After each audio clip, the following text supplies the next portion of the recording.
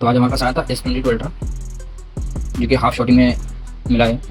Shooting find करेंगे। हमारे पास आया था S22 अल्ट्रा, जो कि डेड कंडीशन में था। तो हम सर से पूछते हैं कैसा रहा एक्सपीरियंस।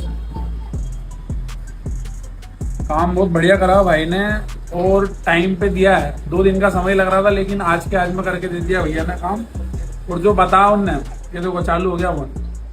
कितनी जगह से लेके आया फोन?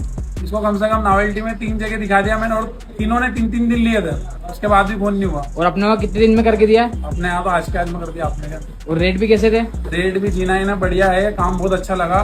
भाई को आप फॉलो करो और इनसे काम करो, बहुत बढ़िया काम है। Thank you boss.